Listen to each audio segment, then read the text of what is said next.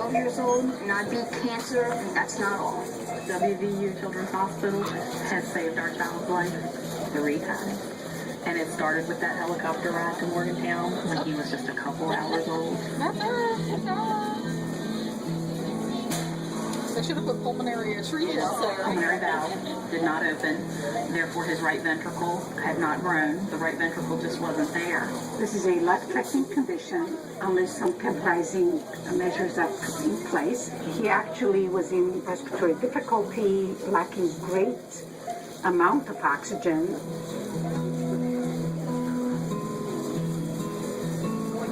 I mean, his heart couldn't have been much bigger than the size of a walnut, so, you know, it's scary stuff, but we knew that the Lord had him in his hands, and we knew that's what we had to do, you know. I can fix a scratch with a Band-Aid. I couldn't fix this. I had to trust somebody else to fix it.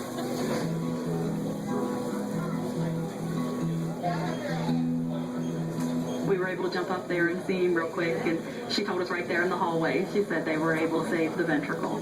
You know, he's got 4 chambers. And I think it was the first time we truly seen him with pink lips. Pink lips. We were delighted to see a very good outcome because after that he was just a normal child. They told us for sports-wise that, there wasn't going to be much sports in his future. They just said he'd be too slow, too lethargic. He wouldn't be able to keep up. Since I've seen it on TV, I've always wanted to play some kind of sport. And my mom was always like, well, maybe you shouldn't. And I'm like, well, can you at least let me play one? She was like, okay, maybe baseball. So we talked to the doctors, and she said yes. He's ended up playing 3 sports, baseball, football, and basketball. And he's been playing sports since he's been 5. If he wanted to jump in the trampoline, he jumped in the trampoline. If he wanted to ride a bike, he rode a bike. You know, we never tried to treat him any different.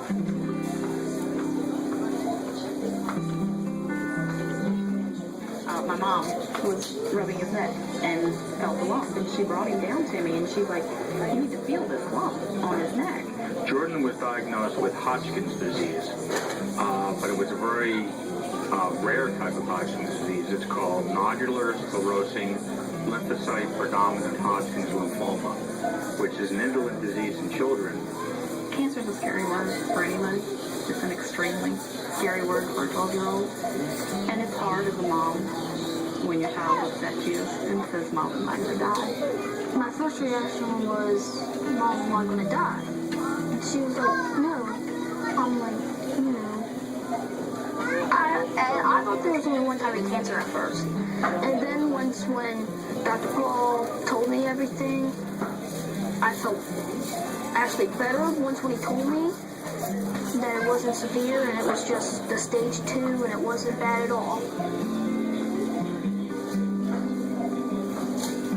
That would definitely get my mind off of it. I would go out and I would play. I mean, I would be on the hospital bed Friday, be on the baseball field Saturday, playing second base.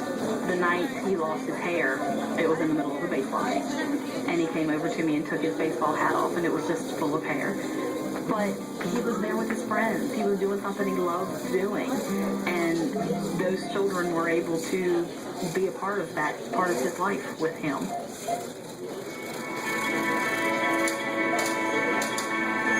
It was a good day. Yeah. It was a very good day. Our miracle on 34th Street. Yeah, it was best Christmas we could have. I just rely on the Lord, and I just don't think about it. And strangely enough, it was over, and I never stopped believing that I couldn't beat it. I always believed that I could beat it. I think his prognosis is very, very good. Hodgkin's is, again, considered a curable tumor. At this point, we anticipate he'll do very well. Just never give up. Just no matter what happens, just never give up. Live life to your fullest.